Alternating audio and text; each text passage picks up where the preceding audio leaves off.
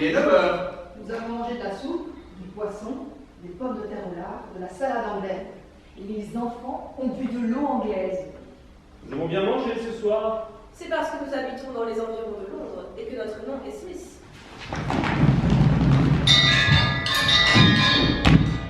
Les patates sont très bonnes avec le lard. L'huile de la salade n'était pas rance. L'huile de l'épicier du coin est de bien meilleure qualité que l'huile de l'épicier d'en face. Elle est même meilleure que l'huile de l'épicier du bas de la côte. Mais je ne veux pas dire que leur huile à eux soit mauvaise.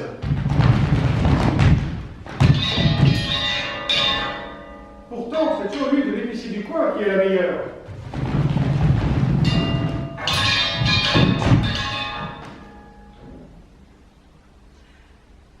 Maria, il a fait cuire les pommes de terre cette fois-ci. La dernière fois, elle ne les avait pas bien fait cuire. Je ne les aime que lorsqu'elles sont bien cuites.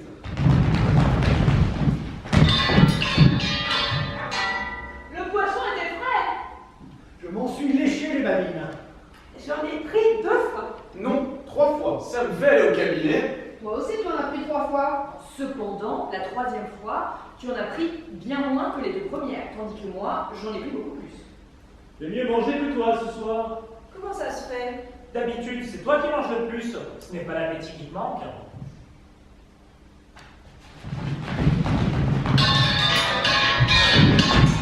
Cependant, la soupe était un peu trop salée. Elle avait plus de sel que toi. Elle avait aussi trop de poireaux et pas assez d'oignons. Je regrette de ne pas avoir dit à Marie d'ajouter un peu d'anis cette fois. La prochaine fois, je saurai m'y prendre. Notre petit garçon aurait bien voulu boire de la bière. Il aimera s'en mettre plein la lampe. Il te ressemble. Tu as vu à table comme il visait la bouteille? Mais moi, j'ai mis dans son verre de l'eau de la carafe. Il avait soif et il l'a bu. Il me ressemble, elle est bonne ménagère, économe, joue du piano. Elle ne demande jamais à boire de la bière anglaise. C'est comme notre petite fille qui ne mange que de la bouillie et ne boit que du lait. Ça se voit qu'elle n'a que 2 ans. Elle s'appelle Peggy. La tarte au coin et au haricot a été formidable. On aurait bien fait peut-être de prendre au dessert un petit verre de vin de Bourgogne australien. Mais je n'ai pas apporté le vin à table afin de ne pas donner aux enfants une mauvaise preuve de gourmandise. Il faut leur apprendre à être sobre et mesuré dans la vie.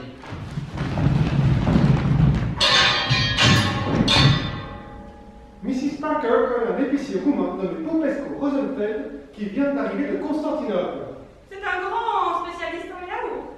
Il est diplômé de l'école de fabricants de yaourt d'Andrénople. J'irai demain lui acheter une grande marmite de yaourt roumain folklorique. On n'a pas souvent des choses pareilles ici, dans les environs de Londres. Le yaourt est excellent pour l'estomac, les reins, l'appendicite et l'apothéose. C'est ce que m'a dit le docteur Mackenzie King, qui soigne les enfants de nos voisins, les Jones. C'est un bon médecin. On peut avoir confiance en lui. Il ne recommande jamais d'autres médicaments que ceux dont il a fait l'expérience sur lui-même. Avant de faire opérer Parker, c'est lui d'abord qui s'est fait opérer du foie, sans être aucunement malade.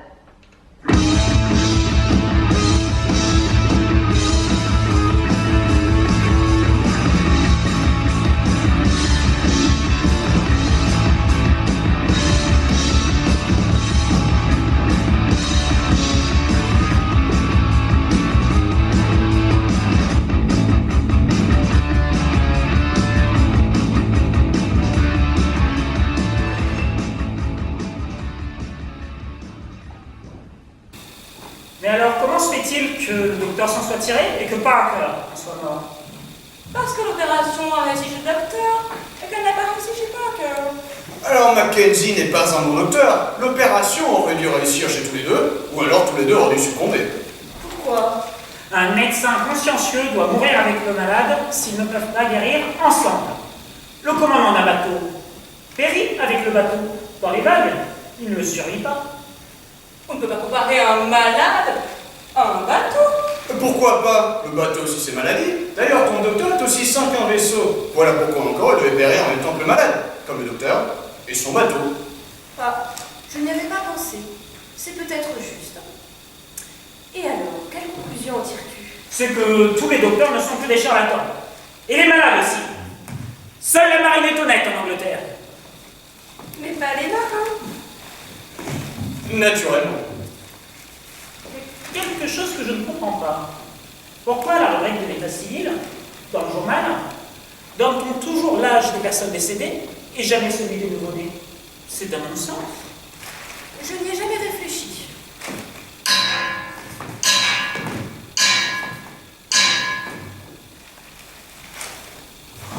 Tiens, c'est écrit que Bobby Watson est mort.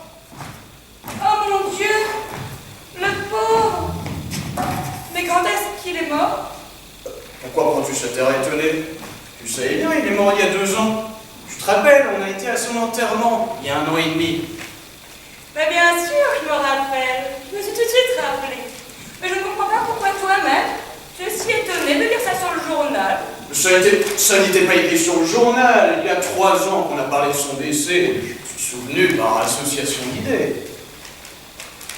Dommage. Il était si bien conservé. C'était plus joli qu'Anna de Grande-Bretagne. Mais c'est pas son âge. Pauvre Bobby. Il y avait 4 ans qu'il était mort, il était encore chaud. Un véritable cadavre vivant. Et comme il était gai. La pauvre Bobby. Tu veux dire le pauvre Bobby? Non, c'est à sa femme que je pense. Elle s'appelait comme lui. Bobby. Bobby Watson. Comme ils avaient le même nom, on ne pouvait pas les distinguer l'un de l'autre quand on les voyait ensemble. Ce n'est qu'après sa mort à lui qu'on a vraiment pu savoir qui était l'un et qui était l'autre. Pourtant, aujourd'hui encore, il y en a qui la confondent avec le mort. Et qui lui présentent des condoléances. Tu l'as vu? Je ne l'ai vu qu'une fois par hasard à l'enterrement de Bobby. Je ne l'ai jamais vue. Est-ce qu'elle est belle? Ses traits sont réguliers et pourtant on ne peut pas dire qu'elle est belle. Elle est trop grande et trop forte. Ses traits ne sont pas réguliers et pourtant on peut dire qu'elle est très belle. Elle est un peu trop petite et trop maigre. Elle est professeure de chant.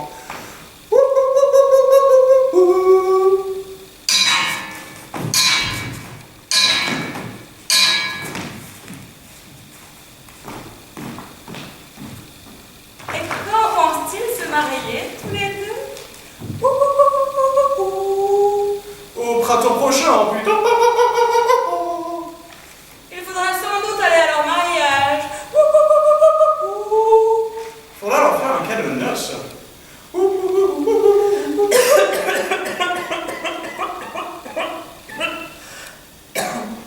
Je me demande lequel. Et pourquoi ne leur offrions-nous pas un des 7 plateaux d'argent dont on nous a fait don à notre mariage à nous et qui ne nous ont jamais servi à rien?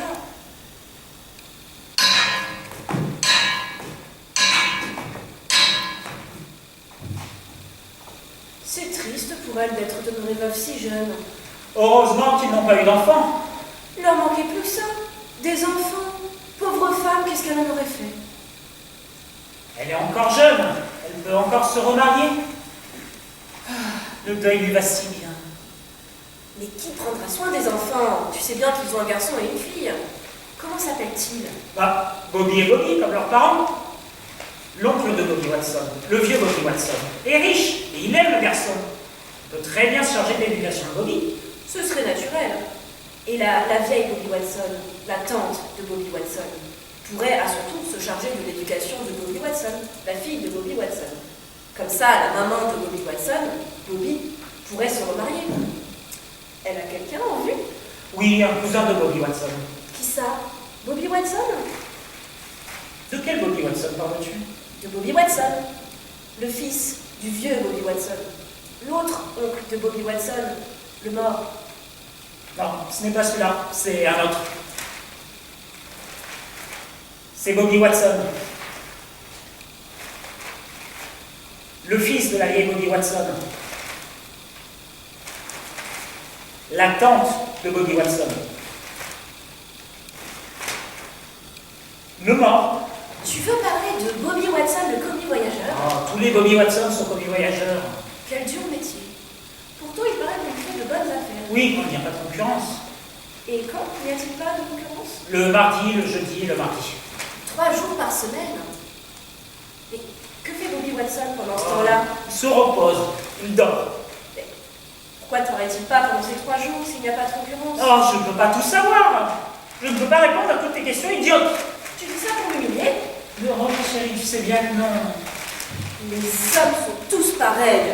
Vous restez là toute la journée, la cigarette à la bouche, ou bien vous vous mettez de la poudre, vous fardez vos lèvres 50 fois par jour, si vous n'êtes pas en train de boire sans arrêt. Et que dirais-tu si tu voyais les hommes faire comme les femmes, fumer toute la journée, se poudrer, se mettre du rouge aux lèvres, boire du whisky? Quant à moi, je m'en fiche. Mais si tu dis ça pour m'embêter, alors... Je n'aime pas ce genre de plaisanterie, tu le sais bien. Oh, mon petit poulet rôti. Pourquoi craches-tu du feu? Tu sais bien que je dis ça pour rire. Quel ridicule couple de vieux amoureux nous faisons. Viens, nous allons éteindre et nous allons faire dodo.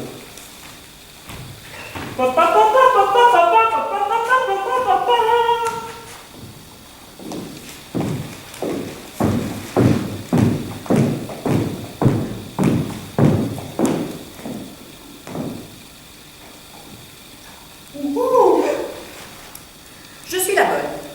J'ai passé un après-midi très agréable. Je suis allée au cinéma avec un homme et j'ai vu un film avec des femmes.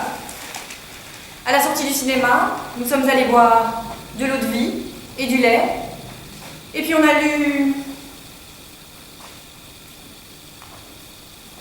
le journal.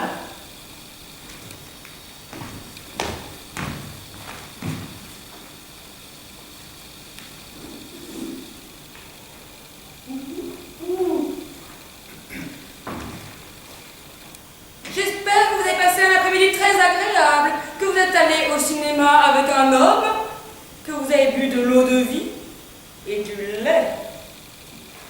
Et le journal?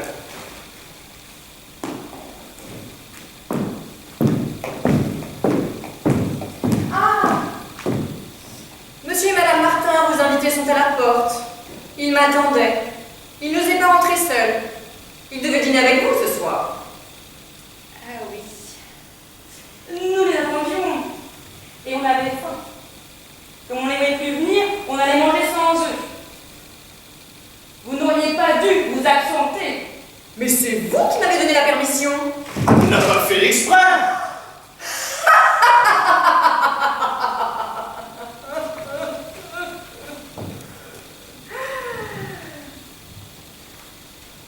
Je me suis acheté un pot de chambre.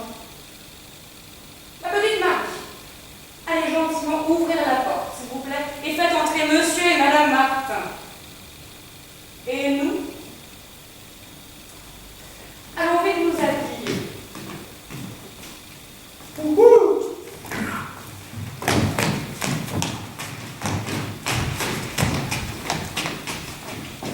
Bah, pourquoi êtes-vous venu si tard? Vous n'êtes pas poli? Il faut arriver à l'heure. Compris? Bon, asseyez-vous quand même là. Mes excuses, madame. Attendez.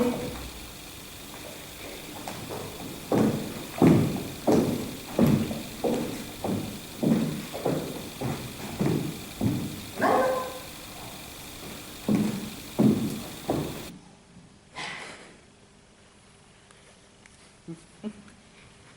Mes excuses, madame, mais il me semble, si je me trompe, que je vous ai déjà rencontré quelque part. Ah, moi aussi, monsieur, il me semble que je vous ai déjà rencontré quelque part. Ne vous aurez pas déjà aperçu madame à Manchester par là? Ah, c'est très possible. Moi, je suis originaire de la ville de Manchester. Mais je ne me souviens pas très bien, monsieur, je ne pourrais pas dire si je vous y aperçu ou non. Oh, comme c'est curieux. Moi aussi, je suis originaire de la ville de Manchester, madame. Comme c'est curieux. Comme c'est curieux. Selon moi, madame, j'ai quitté la ville de Manchester il y a 5 semaines environ. Comme c'est curieux. Quelle bizarre coïncidence. Moi aussi, monsieur, j'ai quitté la ville de Manchester il y a 5 semaines environ. aujourd'hui après 8 le matin, qui arrive à Londres à 1/4 avant 5, madame. Comme c'est curieux, comme c'est bizarre. Et quelle coïncidence. J'ai pris le même train, monsieur, moi aussi. Oh, comme c'est curieux. Peut-être bien alors, madame, que je suis venu dans le train. C'est bien possible, ce n'est pas exclu. C'est plausible. Et après tout, pourquoi pas? Mais je n'en ai aucun souvenir, monsieur. Je voyageais en 2e classe, madame. Il n'y a pas de 2e classe en Angleterre, mais je voyage quand même en 2e classe. Comme c'est bizarre, que c'est curieux, et quelle coïncidence. Moi aussi, monsieur, je voyageais en 2e classe. Oh, comme c'est curieux. Et quelle coïncidence bizarre. Nous nous sommes peut-être rencontrés en 2e classe. La chose était possible, et ce n'est pas du tout exclu. Je ne m'en souviens pas très bien, cher monsieur. Ma place était dans le wagon numéro 8, chère madame, 6e compartiment. Comme c'est curieux, ma place aussi était dans le wagon numéro 8, 6e compartiment, cher monsieur. Oh, comme c'est curieux, quelle coïncidence bizarre. Peut-être nous sommes-nous rencontrés dans le 6e compartiment, chère madame. Comme c'est curieux, et quelle coïncidence. C'est bien possible, cher monsieur. Mais je ne m'en souviens pas. Comme c'est curieux.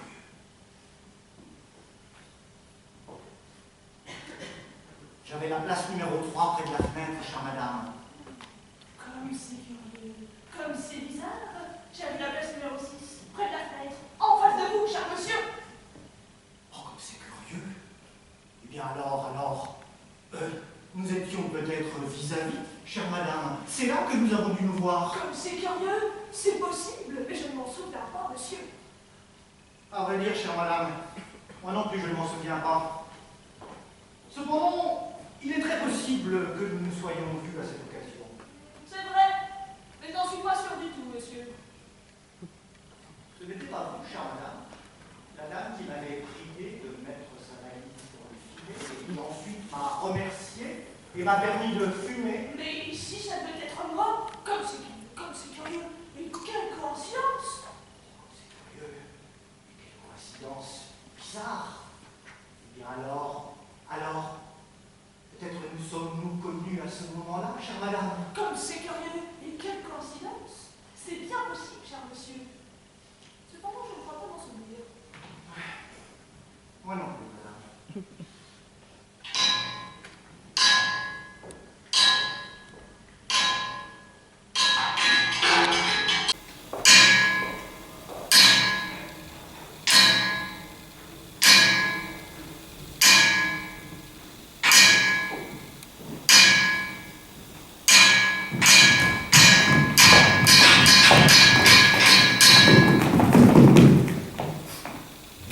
Arrivé à Londres, j'habite rue Bromfield, chère madame. Comme c'est curieux, comme c'est bizarre. Moi aussi, depuis mon arrivée à Londres, j'habite rue Bromfield, cher monsieur. Oh, comme c'est curieux. Mais alors, nous nous sommes peut-être rencontrés rue Bromfield, chère madame. Comme c'est curieux, comme c'est bizarre. C'est bien possible, après tout. Mais je ne m'en souviens pas, cher monsieur. Je demeure au numéro 19, chère madame. Comme c'est curieux. Moi aussi, j'habite au numéro 19, cher monsieur. Oh, comme c'est curieux. Mais alors, nous nous sommes peut-être vus dans cette maison, chère madame. C'est bien possible, cher monsieur, mais je ne m'en souviens pas. Oh, comme c'est curieux, comme c'est curieux, comme c'est curieux. Et quelle coïncidence.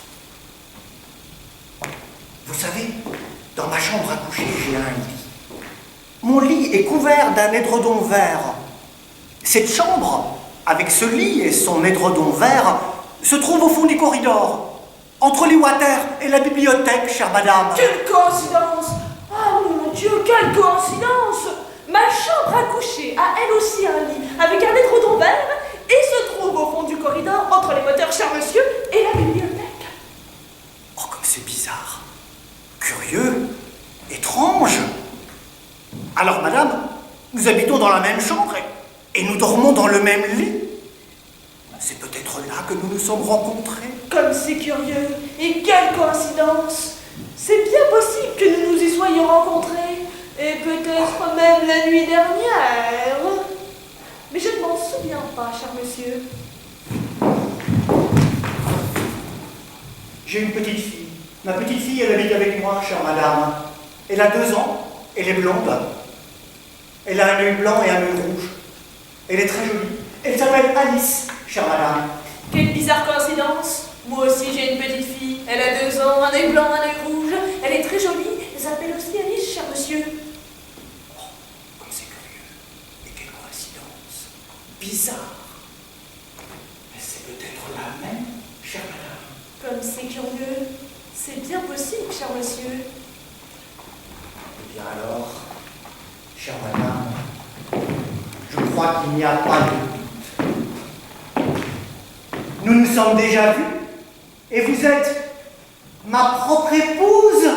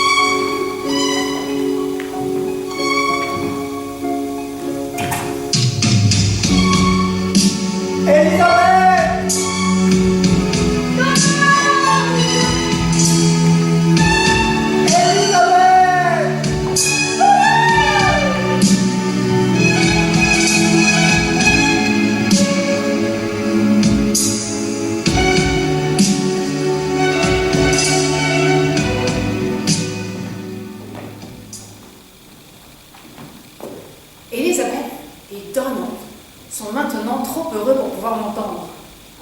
Je puis donc vous révéler un secret. Elisabeth n'est pas Elisabeth. Donald n'est pas Donald. En voici la preuve. L'enfant dont parle Donald n'est pas la fille d'Elisabeth. Ce n'est pas la même personne. La fillette de Donald a un œil blanc et un autre rouge, comme la fillette d'Elisabeth. Tandis que l'enfant de Donald a un œil blanc et le rouge à gauche, l'enfant d'Elisabeth, lui, a le rouge à droite et le blanc à gauche. Ainsi, tout le système d'argumentation de Donald s'écroule en se heurtant à ce dernier obstacle qui anéantit toute sa théorie. Malgré des circonstances extraordinaires qui semblent être des preuves définitives, comme c'est bizarre, comme c'est curieux. Et quelle coïncidence! Elisabeth et Donald n'étant pas les parents du même enfant, ne sont pas Donald et Elisabeth. Il a beau croire qu'il est Donald, elle a beau se croire Elisabeth, il a beau croire qu'elle est Elisabeth, elle a beau croire qu'il est Donald, il se trompe amèrement. Mais qui est le véritable Donald? Quelle est la véritable Elisabeth? Qui donc a intérêt à faire durer cette confusion? J'en sais rien. Oh, ne tâchons pas de le savoir. Laissons les choses comme elles sont.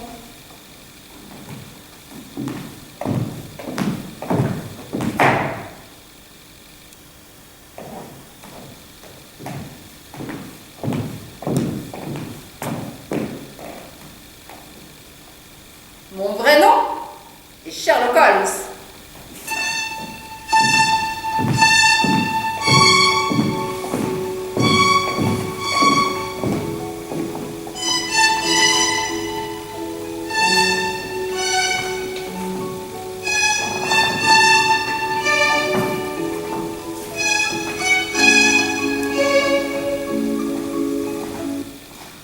Alors, chère madame, je crois qu'il n'y a pas de doute.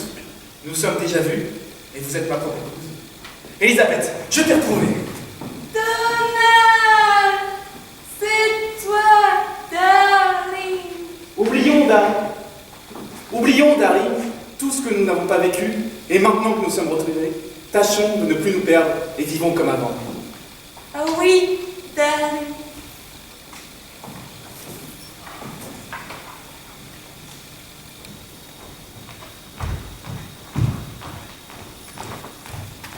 Bonsoir, chers amis. Excusez-nous de vous avoir fait attendre si longtemps. Nous avons pensé qu'on devait vous rendre les honneurs auxquels vous avez droit, et dès que nous avons appris que vous vouliez nous faire le plaisir de venir nous voir sans annoncer votre visite, nous nous sommes dépêchés d'aller revêtir nos habits de gala.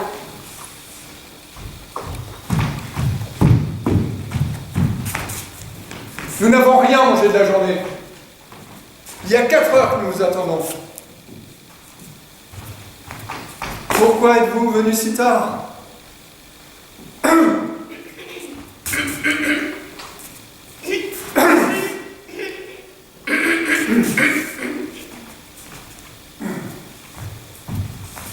décidément, Nous sommes tous enrhumés. Pourtant, il ne fait pas froid. Il n'y a pas de courant d'air. Oh non, heureusement. Oh là là là là là. Vous avez du chagrin? Oh non, il s'emmerde. monsieur, à votre âge, vous ne devriez pas. Le cœur n'a pas d'âge. C'est vrai. On le dit. On dit aussi le contraire. La vérité est entre les deux.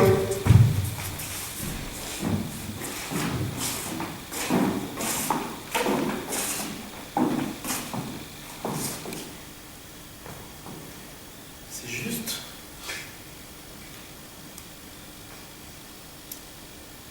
Pourtant, vous qui voyagez beaucoup, vous devriez avoir des choses intéressantes à nous raconter. Dis chérie, qu'est-ce que tu as vu aujourd'hui? Ce n'est pas la peine, on ne me croirait pas. Nous n'allons pas mettre en doute votre bonne foi. Vous nous offenseriez si vous le pensiez. Tu les offenserais si tu le pensais, chérie. Eh bien, aujourd'hui, j'ai assisté à une chose extraordinaire. Ah, on va s'amuser. Une chose incroyable. Dis vite, chérie. Ah, on va s'amuser. Enfin. Eh bien, aujourd'hui, en allant acheter des légumes au marché qui sont de plus en plus chers. Qu'est-ce que ça va devenir? Pas interrompre, chérie. Vilaine. J'ai vu, dans la rue, à côté d'un café, un monsieur convenablement vêtu, âgé d'une 50aine d'années, même pas, qui... Qui quoi? Quoi? Faut pas interrompre, chérie. Dégoûtant. Chérie, c'est toi qui as interrompu le premier, mufle. Qu'est-ce qu'il faisait, le monsieur? Vous allez dire que j'invente, mais il avait mis un genou par terre et se tenait penché. Oui, penché. Pas possible. Si, penché. Je me suis approchée de lui pour voir ce qu'il faisait. Eh bien? Il nouait les lacets de sa chaussure qui s'était défait. Fantastique. Fantastique. Si ce n'était pas vous, je ne le croirais pas. Pourquoi pas? On voit des choses encore plus extraordinaires quand on circule. Ainsi, aujourd'hui, moi-même, j'ai vu dans le métro, assis sur une banquette, un monsieur qui lisait tranquillement son journal. Quel original. C'était peut-être le même.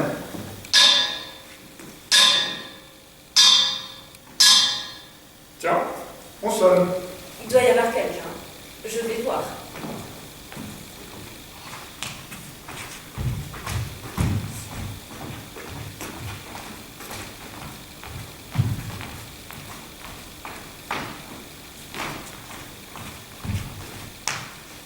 Personne.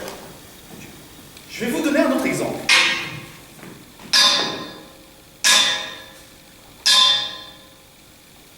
Tiens, on sonne. Ce doit être quelqu'un.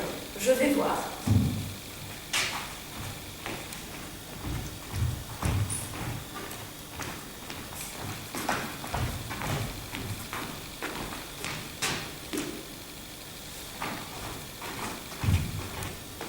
Personne. Tu disais que tu allais donner un autre exemple. Ah oui.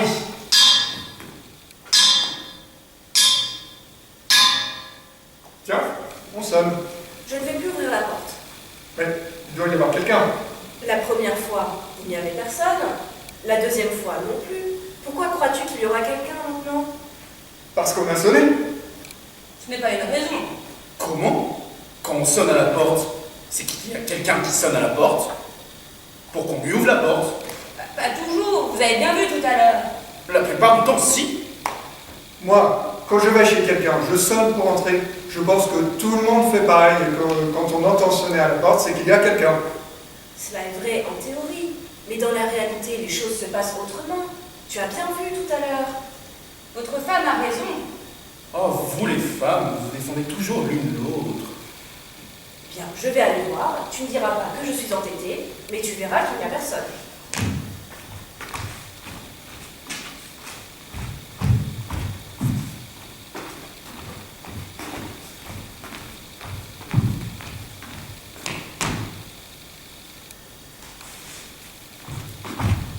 Tu vois, il n'y a personne.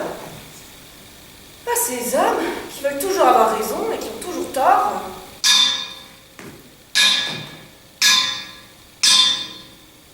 Tiens, on sonne. Il doit y avoir quelqu'un. Ne m'envoie plus ouvrir la porte. Tu as bien vu que c'était inutile. L'expérience nous apprend que quand on entend sonner à la porte, il n'y a jamais personne. Jamais. Ce n'est pas sûr. C'est même faux, la plupart du temps. Quand on entend sonner à la porte, c'est qu'il y a quelqu'un. Il ne veut pas en démordre. Mon mari aussi est très têtu. Il y a quelqu'un. Ce n'est pas impossible. Non. Si. Je te dis que non. En tout cas, tu ne me dérangeras plus pour rien. Si tu veux aller voir, vas-y toi-même. J'y vais.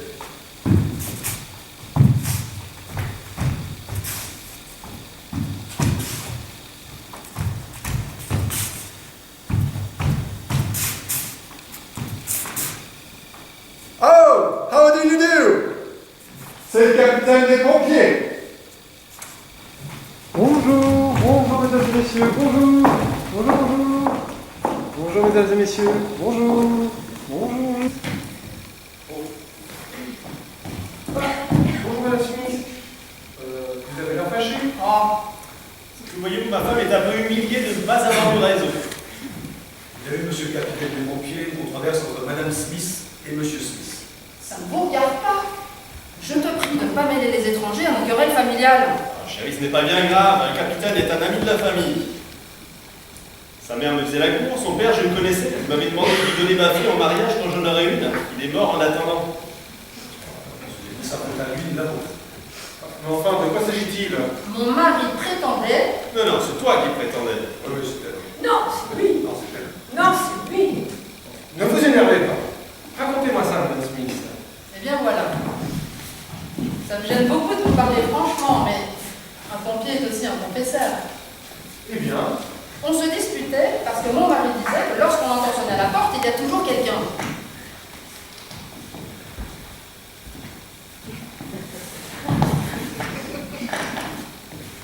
La chose est plausible.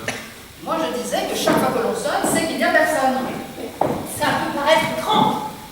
La chose est prouvée, non par des démonstrations théoriques, mais par des faits. C'est faux, puisque le pompier est là. Il a sonné, j'ai ouvert, il était là. Mais quand? Mais tout de suite. Oui, mais ce n'est qu'après avoir entendu sonner une quatrième fois que l'on a trouvé quelqu'un. Et la quatrième fois ne compte pas. Toujours? Il n'y a que les 3 premières qui comptent. Monsieur le capitaine, laissez-moi vous poser une question. allez-y. Lorsque j'ai ouvert la porte et que je vous ai vu, c'est bien vous qui aviez sonné. Oui, c'était moi. Vous étiez à la porte. Vous sonniez pour entrer. Je ne le nie pas. Moi j'avais raison, quand on entend sonner, c'est que quelqu'un sonne. Tu ne peux pas dire que le capitaine n'est pas quelqu'un. Certainement pas. Je te répète que je te parle seulement des 3 premières fois, puisque la quatrième ne compte pas. Et la première fois, quand on a sonné, c'était vous? Ah non, c'était pas moi. Hein, vous voyez? On sonnait, mais il y avait personne. C'était peut-être quelqu'un d'autre. Et vous étiez là à la porte depuis longtemps. 3 quarts d'heure. Et vous n'avez vu personne. Ah, personne, j'en suis sûr. Et la deuxième fois, quand on a sonné, vous avez entendu? Oui, mais c'était pas moi non plus, il n'y avait toujours personne. Victoire, j'ai eu raison. Pas si vite. Qu'est-ce que vous faisiez à la porte? Rien, je restais là, je pensais à tas de choses. La troisième fois, c'est vous qui aviez sonné. Oui, c'était moi. Et pourtant, quand je ouvre la porte, je ne vous ai pas vu. Ah, c'est parce que je me suis caché pour rire. Ne riez pas, monsieur le capitaine, l'affaire est trop triste. En somme, nous ne savons toujours pas si, Lorsque l'on sonne à la porte, il y a quelqu'un. Jamais personne. Toujours quelqu'un. Je vais vous mettre d'accord. Vous avez un peu raison tous les deux. Lorsqu'on sonne à la porte, des fois il y a quelqu'un, d'autres fois il n'y a personne. Ça me paraît logique. Je le crois aussi. Les choses sont simples en vrai. Allez, embrassez. C'est déjà embrassé tout à l'heure. Ils sont dans son domaine et tout le temps, ça. Monsieur le capitaine, est-ce que vous nous avez aidé à mettre tout cela au clair? Mettez-vous donc à l'aise. Enlevez votre casque. Asseyez-vous un instant. Oh, excusez-moi, mais je ne vais pas pouvoir rester longtemps. Je veux bien enlever mon casque, mais je n'ai pas le temps de m'asseoir. Je vous avoue que je suis venu chez vous pour tout à fait autre chose. Je suis en mission de service. Qu'est-ce qu'il y a pour votre service, monsieur le capitaine?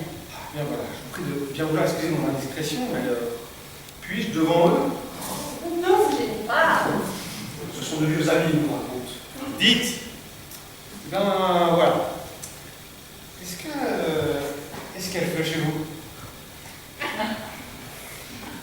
Pourquoi nous demandez-vous ça? Excusez-moi, mais j'ai l'ordre d'éteindre tous les incendies dans la ville. Tous? Oui, tous!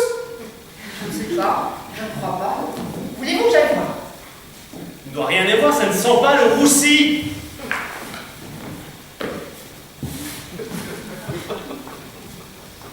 Rien du tout, même pas un petit peu de cheminée, quelque chose qui brûle dans le grenier ou dans la cave. Un petit début d'incendie au moins. Je ne voudrais pas vous faire de la peine, mais je crois qu'il n'y a rien chez nous pour le moment. Je promets de vous avertir dès qu'il y aura quelque chose. N'y manquez pas, vous me rendriez service. C'est promis. Et chez vous, ça ne brûle pas non plus? Non, malheureusement. Les affaires vont plutôt mal en ce moment. Ah, très mal, il n'y a presque rien. Quelques bricoles, une cheminée, une grange, rien de sérieux, ça ne rapporte pas. Et comme il n'y a pas de rendement, la prime à la production est très maigre. Rien ne va, c'est partout pareil. Le commerce, l'agriculture. Cette année, c'est comme pour le feu, ça ne marche pas. Pas de lait, pas de feu. Et pas d'inondation non plus. Mais il y a du sucre. C'est parce qu'on le fait venir de l'étranger. Mais pour les incendies, c'est plus difficile. Trop de taxes. Il y a bien toutefois, mais ça c'est rare, une asphyxie au gaz bleu. Ainsi, une jeune femme s'est asphyxiée la semaine dernière et laissé le gaz ouvert. Elle avait oublié. Non, elle avait cru que c'était son père. Ces confusions sont toujours dangereuses. Est-ce que vous êtes allé voir chez le marchand d'allumettes? Rien à faire, il est assuré contre l'incendie. Allez donc voir de ma part le vicaire de Westfield. Ouais, Greenfield. Le Wesh, Greenfield. Ah oui, le vicaire que vous dites là. Oui, ok. Oui. Non. J'ai pas le droit d'éteindre le feu chez les prêtres. L'évêque se fâcherait, ils aiment leur feu eux-mêmes ou ils le font éteindre par des vestales. Essayez voir chez Durand. Je ne peux pas non plus, il n'est pas anglais, il est naturalisé seulement. Les naturalisés ont le droit d'avoir des maisons, mais pas celui de le faire éteindre si elles brûlent. Pourtant, quand le feu s'est mis l'année dernière, on l'a bien éteint quand même. Il a fait ça tout seul, clandestinement. Bon, c'est pas moi qui ai dénoncé. Moi non plus. Puisque vous n'êtes pas très pressé, monsieur le capitaine, restez donc encore un peu. Vous nous feriez plaisir.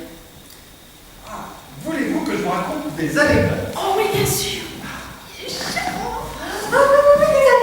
C'est pas encore plus intéressant, c'est que les histoires de pompiers sont vraies et toutes est vécues. Je parle de choses que j'ai expérimentées moi-même. La nature, rien que la nature, pas les livres. C'est exact. D'ailleurs, la vérité se trouve dans la vie et non pas dans les livres. Commencez. Oui. Silence. Il commence. Ne me regardez pas comme ça, hein, vous me gênez. Vous savez que je suis timide. Il est charmant. Ah, le chiant. Je vais tâcher de commencer quand même, mais promettez-moi de ne pas écouter. Mais si on n'écoutait pas, on vous entendrait pas. Ah oui. Je n'y avais pas pensé. Je vous l'avais dit, c'est un gosse. Eh bien voilà. Le chien et le bœuf. Fable expérimentale.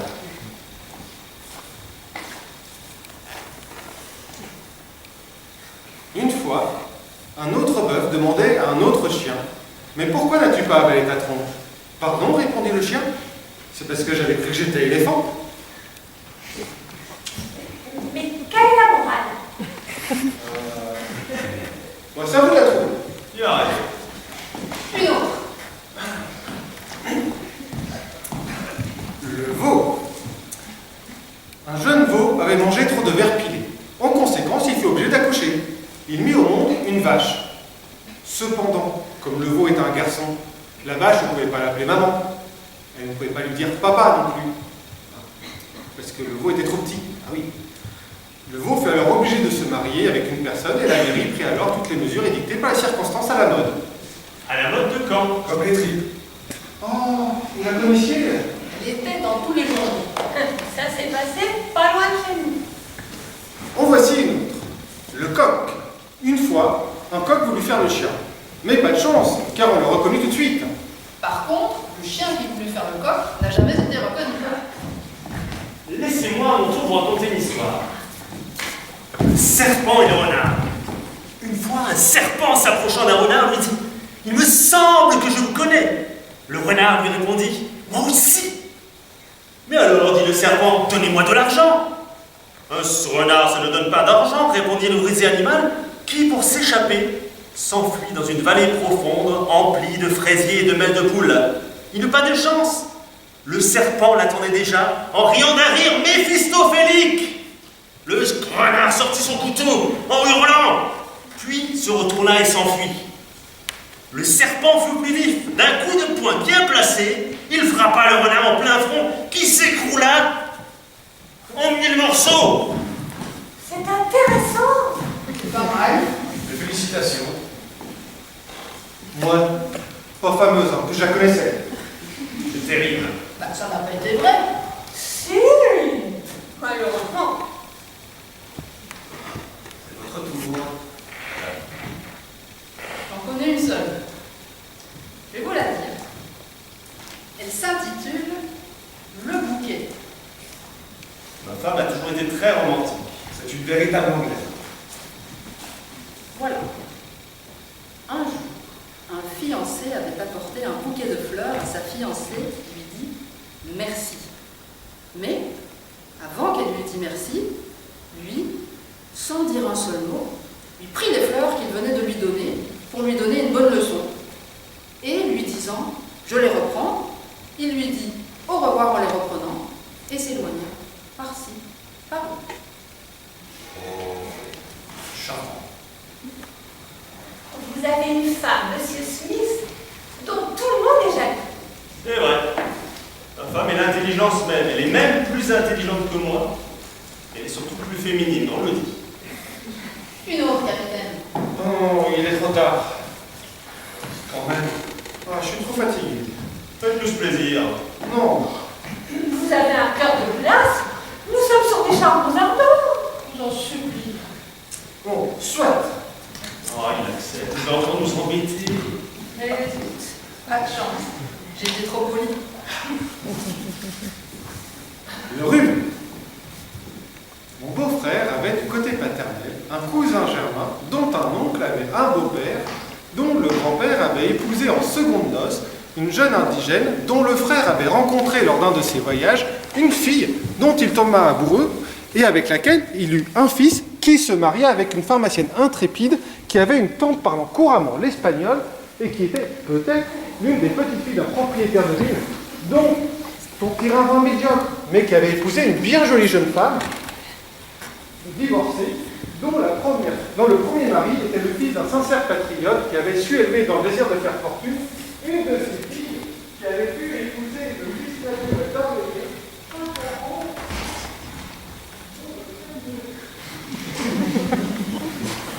Un médecin de campagne, lui-même frère d'un laitier, dont la fille était mariée à un autre médecin de campagne, mariée 3 fois de suite, et dont la troisième femme... J'ai connu cette troisième femme, il me semble. Manger du poulet dans un guépier. Ah non, c'était pas la même. Alors, je dis, dont la troisième femme était la fille de la meilleure sage-femme de la région, qui, veuve de bonheur, Comme ma femme.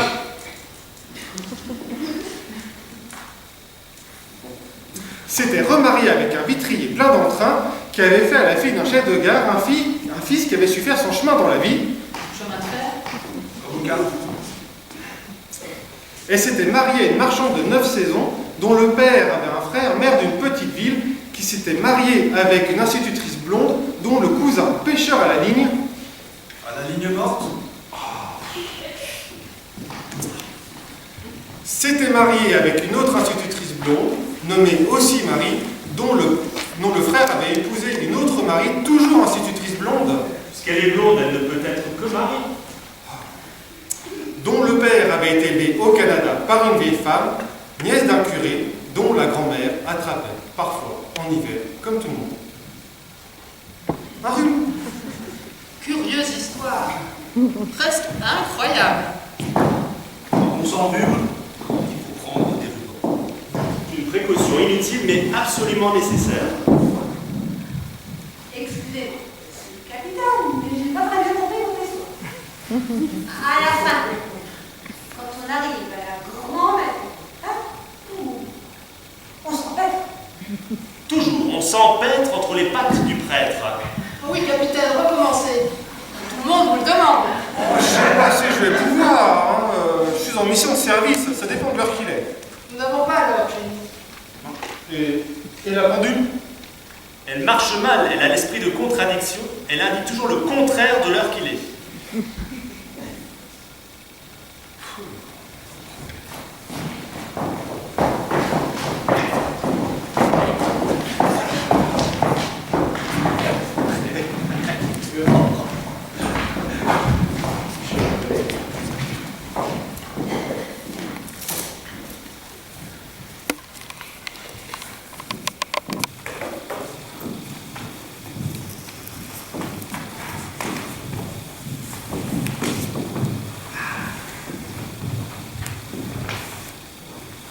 Et dont le père avait été élevé au Canada par une vieille femme, une nièce d'un curé, dont la grand-mère attrapait, parfois, en hiver, comme tout le monde, un rhume. Curieuse histoire, presque incroyable. Quand on s'enrhume, il faut prendre des rubans. Oui, c'est une précaution inutile, mais absolument nécessaire. Excusez-moi, monsieur le capitaine, mais je n'ai pas très bien compris votre histoire. À la fin, quand on arrive à la grand-mère du prêtre, on s'empêtre. Eh oui, toujours on s'empêtre entre les pattes du prêtre. Ah oui, capitaine, recommencez. Tout le monde vous le demande. Ah, je ne sais pas si je vais pouvoir, je suis en mission de service. Ça dépend de l'heure qu'il est. Nous n'avons pas l'heure chez nous. Mais la pendule... Ah, elle marche mal. Elle a l'esprit de contradiction. Elle indique toujours le contraire de l'heure qu'il est. Madame, monsieur,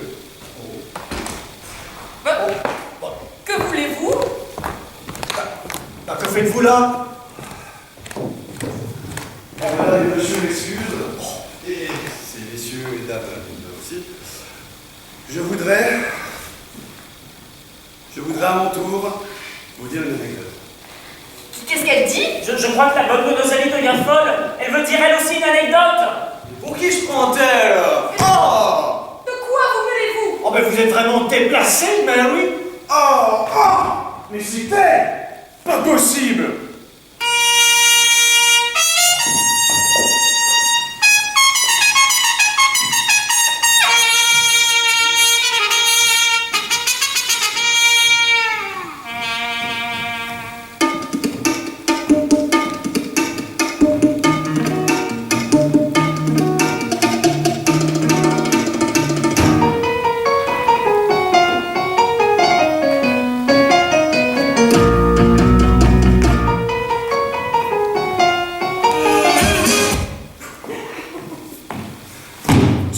C'est la carioca, ce n'est pas un tango ou un cha-cha.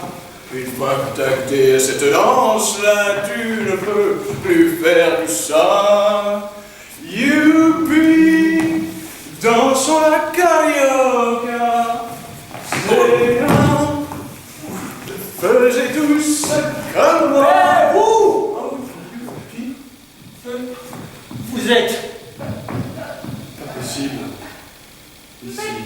qu'est-ce que ça veut dire tout ça? Mais vous êtes amis? Et comment donc? Heureuse de vous revoir. Enfin. Oh, impossible. Ici, chez nous, dans les environs de Londres. Ce n'est pas convenable. C'est elle qui a éteint mes premiers feux. Je suis sorti jet d'eau. S'il en est ainsi, chers amis, ces sentiments sont explicables, humains, honorables. Tout ce qui est humain est honorable. Je n'aime quand même pas les voir ici, parmi nous. Oui, elle n'a pas l'éducation nécessaire. Vous avez trop de préjugés. Moi, je pense, en somme, qu'une bonne, bien que cela ne me regarde pas, n'est jamais qu'une bonne. Bien qu'elle peut faire parfois un assez bon détective. Lâche-moi. Ne vous en faites pas, elles ne sont pas si méchantes. Oh, écoutez, vous êtes un peu attendrissants tous les deux, mais quand même. Oui, seulement. Oui, mais un peu trop voyant, non? Il y a une pudeur britannique, excusez-moi encore une fois de préciser le fond de ma pensée, un peu prise à l'étranger, même spécialiste, grâce à laquelle, pour m'exprimer ainsi, enfin, je ne dis pas ça pour vous, hein, c'est franchement... Je pourrais vous raconter.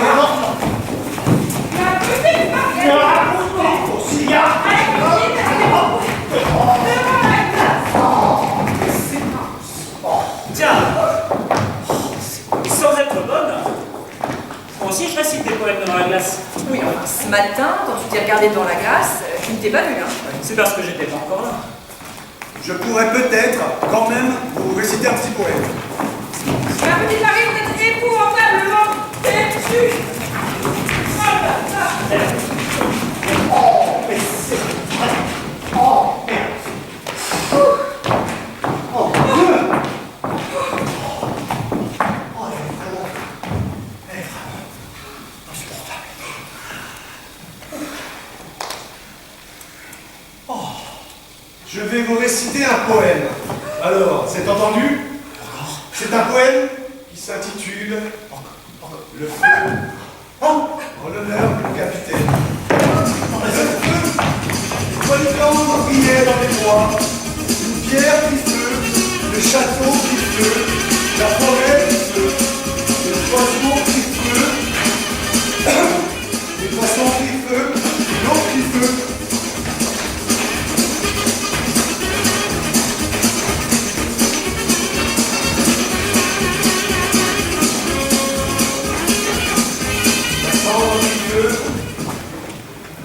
La fumée des feux, le feu qui feu, oh, du feu, du feu, du feu. Ah oui.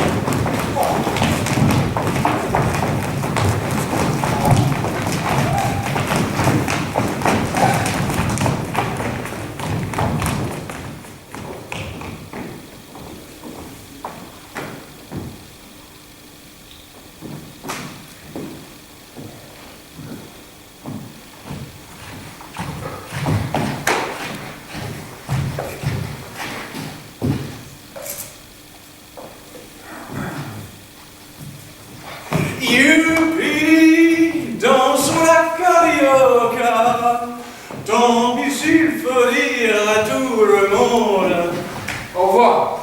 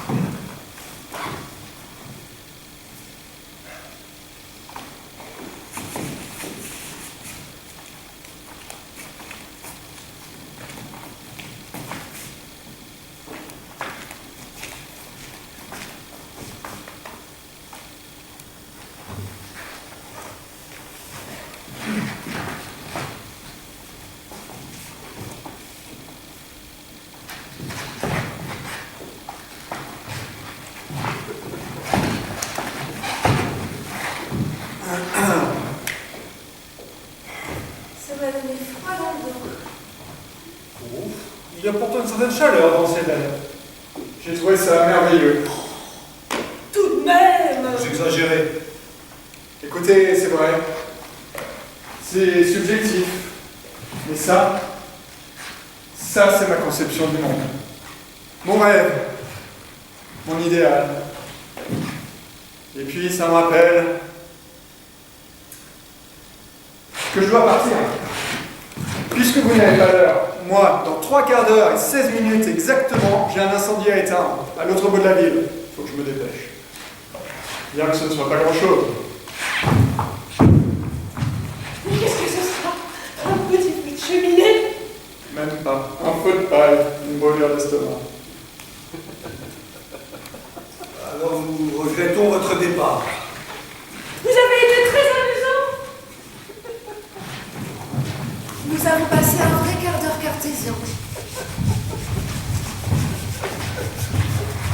À propos, il a quand ça fait chaud.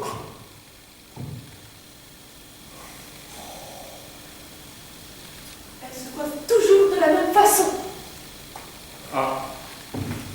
Alors, au revoir, messieurs, dames. Bonne chance, hein. Et bon feu. Espérons-le. Et bon. Pour tout le monde.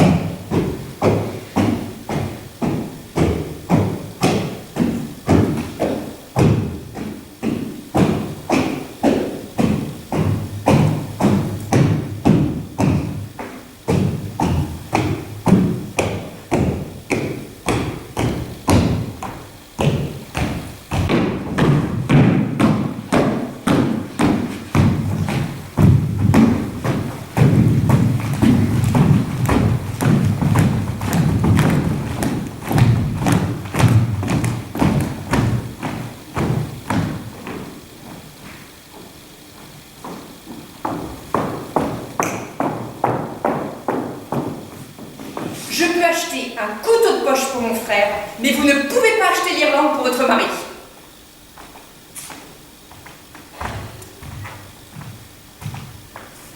On marche avec les pieds, mais on se réchauffe à l'électricité ou au charbon.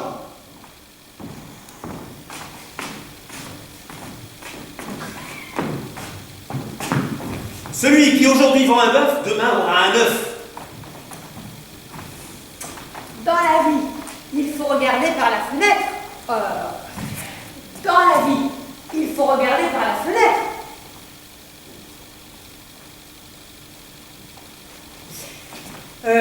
On peut s'asseoir sur la chaise lorsque la chaise n'en a pas.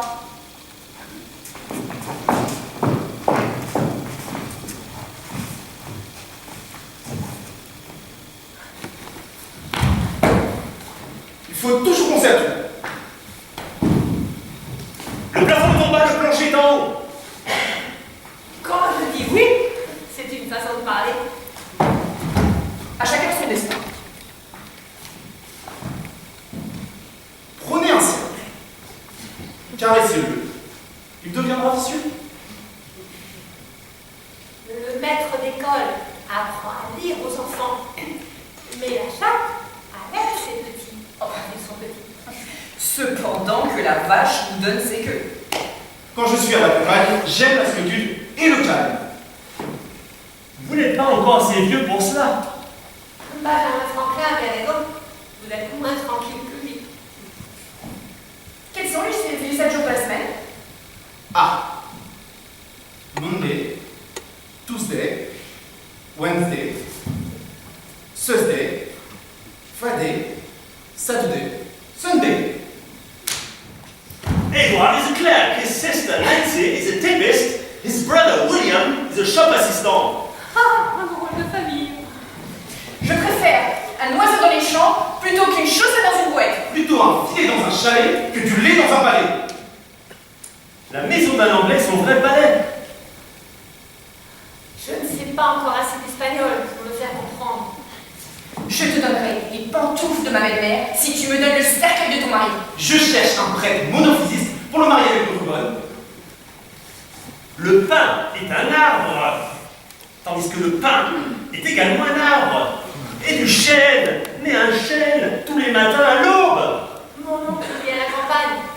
Mais ça ne parle pas la sage-femme. Le papier, c'est pour écrire. Le chat, c'est pour le rat. Le fromage, c'est pour griffer. L'automobile va très vite. Mais la cuisinière prépare mieux le plat. Ne soyez pas dindon, en principe, conspirateur. Charity begins at home. J'attends que l'aqueduc vienne me voir à mon œuvre. Il est prouvé que le progrès social est bien meilleur avec du sucre. À battre!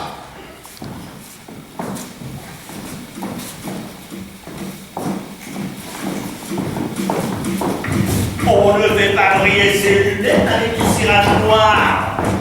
Oui, mais avec l'argent, on peut acheter tout ce qu'on veut. J'aime mieux tuer un lapin que de chanter au jardin. Quelle cascade de caca! Quelle cascade de caca! Quelle cascade de caca! Quelle cascade de caca! Ici, on est...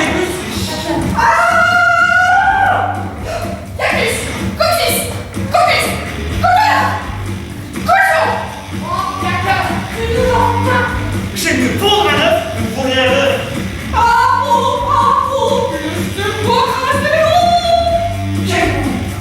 Allons, gifle Ulysse. Je m'en vais habiter ma gagnère. Les cacahuètes, les cacahuètes, ne donnent pas de cacahuètes, les cacahuètes, les cacahuètes, les cacahuètes, ne donnent pas de cacahuètes, les cacahuètes, les cacahuètes, ne donnent pas de cacahuètes. C'est mon bouche, pas ma bouche. Bouge pas la bouche. Touche la mouche, bouge pas la touche. La mouche bouge. Mouche la bouche. Mouche de chasse-mouche, mouche de chasse-mouche. Escarmoucheur, escarmouché. Scaramouche. Saint-Pitouche. Ton œil couche. Tu m'en bouches. Saint-Pitouche, touche ma cartouche. Ne les touchez pas. Elle est brisée. Espèce de glouglouteur. Espèce de glouglouteuse. Mariette plus de marmite. Le pas de terra, le pas de Nagatsuba, la Subabamba. Balzac, Balzac, Bazaine. Bizarre, Beaux-Arts, baiser. Ah oui, oui, De l'ail à l'eau, du lait à l'ail.